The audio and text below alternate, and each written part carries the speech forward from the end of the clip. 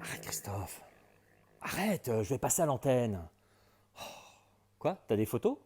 Allez, fais passer. Ah ouais? Monsieur le ministre, Ah nous ouais? sommes à l'antenne. Elle est bonne cette petite journaliste. Hein? Monsieur Dommage le qu'on soit en vidéo ministre, interview, hein? nous Putain de sommes à confinement. l'antenne. Et quoique, en levrette, on risque rien. En Monsieur le levrette, ministre, nous avec sommes en le masque. direct. Le plus important dans ces moments terribles est la cohésion sociale, l'effort commun. Le peuple français est fraternel. Et la démocratie sortira grandie de cette crise. Bonsoir, monsieur le ministre du coronavirus. Je n'ai pas encore posé de questions. Je vous répondais juste par prévention à votre non-questionnement. Merci, monsieur le ministre, pour votre clairvoyance. Je vous en prie, c'est mon métier. Tout d'abord, revenons sur votre gestion face à cette crise sanitaire. J'aimerais Excusez-moi de connaître vous couper, votre, mais nous pouvons signaler sans rougir notre excellente gestion et organisation dans cette crise mondiale qui a touché de plein fouet notre nation dans sa démocratie et le citoyen dans son lien social. D'accord. Et quelle a été votre stratégie face à la décision de ce confinement? Il me semble que le mot confinement, dans notre solidarité démocratique du lien social, de guerre contre ce virus, est un peu extrême. D'accord. Je préfère évoquer l'expression démocratique de la participation d'acteurs solidaires au confinement.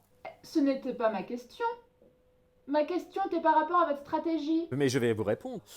Pour déjà comprendre notre partenariat démocratique solidaire, il faut d'abord savoir que nous nous appuyons sur des recommandations d'experts scientifiques. Oui, mais encore.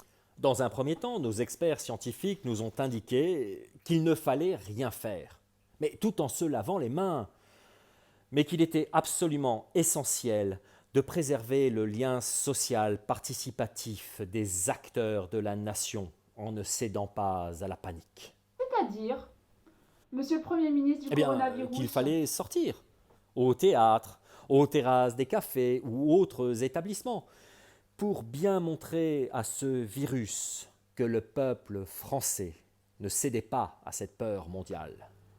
D'accord. Mais par la suite, vous étiez revenu sur cette stratégie. Oui, malheureusement, nous avons dû interdire tout rassemblement de plus de 5000 personnes, à l'exception de nos joyeux supporters du football. Puis nous sommes passés à des restrictions de moins de 500 personnes, puis de moins de 50 personnes, puis de moins de 5 personnes, puis de... Mais il faut surtout comprendre, et sans mauvaise interprétation, le sérieux des recommandations de nos experts scientifiques. Je comprends, monsieur le ministre. Par contre, vous avez fait fermer tous les lieux de sortie.